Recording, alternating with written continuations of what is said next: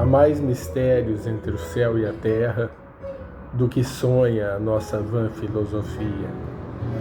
Com a frase de Hamlet dirigida a Horácio, Machado de Assis inicia o conto A Cartomante.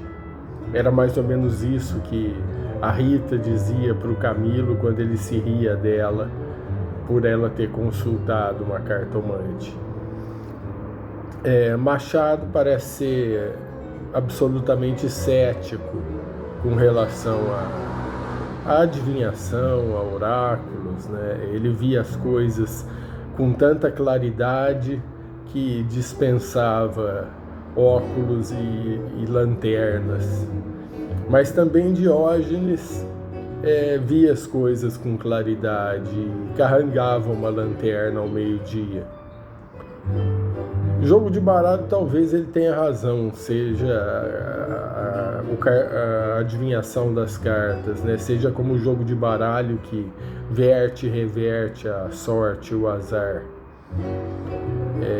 Confúcio, que conhecia profundamente a arte da adivinhação, ele nos dá um bom conselho.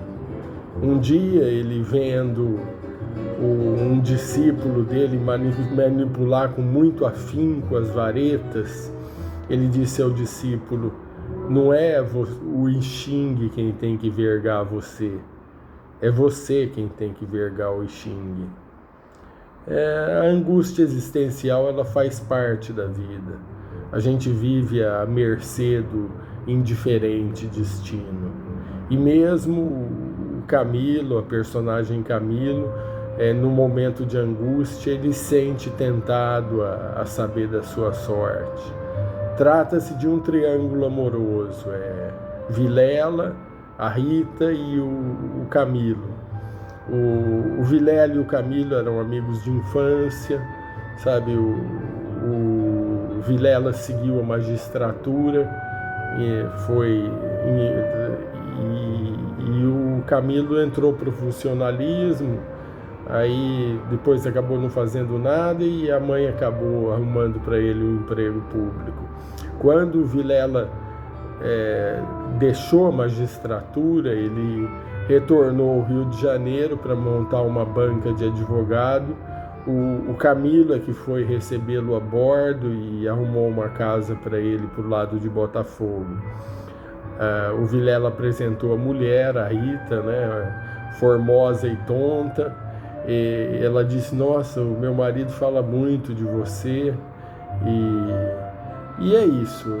Pouco depois teve a morte da mãe do Camilo e houve uma aproximação.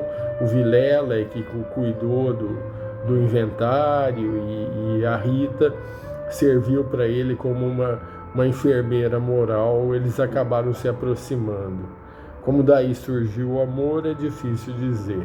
Sabe, odor de fêmea, sabe, ela tinha uns olhos provocativos que sempre procurava os dele antes do marido e ela foi envolvendo ele assim como uma serpente até quebrar-lhe os ossos num espasmo e pingar-lhe o veneno na boca.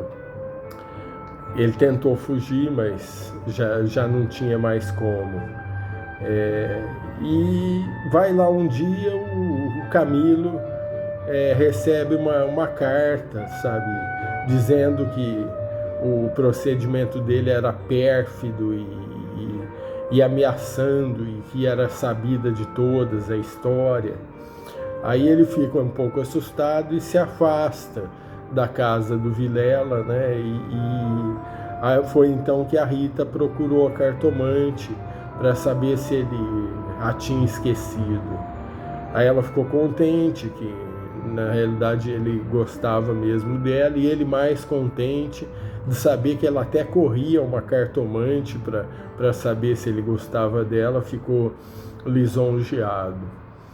Mas chegou umas duas outras cartas, ele começou a ficar preocupado, cartas anônimas denunciando. Ele mostrou para a Rita pegou as cartas, disse que ia levar e se chegasse alguma carta parecida, ela rasgava. Até que um dia ele recebe um bilhete do Vilela dizendo: vem já à nossa casa, preciso falar-lhe com urgência. Sabe, era 1h da tarde, ele achou esquisito, porque em casa e não no escritório, e começou a ficar preocupado, o que será que aconteceu? E aí como ele começou a achar que realmente o Vilela devia ter descoberto ele, começou a imaginar a Rita subjugada, ele esperando o Camilo para matá-lo, e estava nessa preocupação. Passou em casa, não encontrou nada, nenhum bilhete da Rita que explicasse a situação, desceu para o Largo do Machado, pegou um Tilbury e pediu para que fosse na direção do Vilela. Pensou em se armar, sabe, mas deixou essa ideia de lado, né? Eles eram amigos, e o Tilbury estava andando pela Rua da Guarda Velha, né, que era onde a Rita tinha dito que tinha ido, né, na cartomante, quando uma carroça, ela caiu quase no final da rua e interrompeu o caminho. O Camilo, dentro do Tilbury, preocupado, naquela angústia, de repente percebe que ao lado estava a casa da cartomante. Aí ele começa a pensar, lembra as coisas que a mãe dizia para ele, as histórias que contava, pensa no próprio Hamlet, né, que tem coisa misteriosa mesmo que a gente não sabe, e com o pessoal lá fora gritando: vamos, força, empurra, sabe, e ele ali parado no Tilbury. Ele resolve descer, sem pensar. Ele já pede para o cocheiro que o cocheiro o esperasse, desce, sobe as escadas, né, umas escadas enxovalhadas, assim, um corrimão pegajoso, bate na porta 1, 2 vezes, ele pensa em voltar, mas aí acaba abrindo uma senhora, uma italiana de uns 40 anos, e ele diz para ela que queria consultar a sorte. Ela pede para que ele o seguisse, sobem uma escada em direção ao sótão, sabe, um sótão na penumbra, cheio de trastes, assim, um ar de pobreza que até dava que antes de desprestigiar a cartomante, até dava um certo ar e ela abre as cartas e diz para ele: você tem um susto.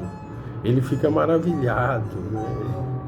E ela diz para ele: quer saber se vai acontecer alguma coisa para você, se te vai acontecer alguma coisa. Ele diz para mim e para ela. O cartomante não fala nada, embaralha o baralho, corta 3 vezes e ao final diz para ele: olha, pode ficar tranquilo, sabe, ela gosta muito de você, mas há muita gente invejosa, muitos espias, então tenham prudência, mas vai dar tudo certo. E ele sai dali contente, né? Ela toca com o dedo na cabeça dele, vá, ragazzo, seu inamorato.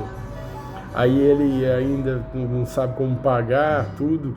Ela fala, ela tá comendo umas passas custam dinheiro, quantas dessas você quer levar? Aí a cartomante diz para ele: teu coração é que diz. Ele dá uma nota de 10.000 réis, a consulta atualmente era 2. Ela diz: você deve gostar muito dela. Ele sai dali feliz, sabe? A rua parece o ar das pessoas, e ele fala: como é que eu fui pensar numa coisa dessa? E passa na frente da glória, vê o mar, o abraço do céu e mar no infinito, pensa num destino longo, e para na frente da casa do Vilela, ele desce do Tilbury, empurra a porta de ferro do jardim, vai entrando e bate na porta e abre o Vilela, e tá com as feições assim descompostas, assim, sabe? E pede para que ele o acompanhe. Ele entra, quando ele chega na sala, ele não pode reprimir um grito, sabe? Tava a Rita no canapé, morta, ensanguentada. O Vilela pega ele pela goela e dá 2 tiros de revólver.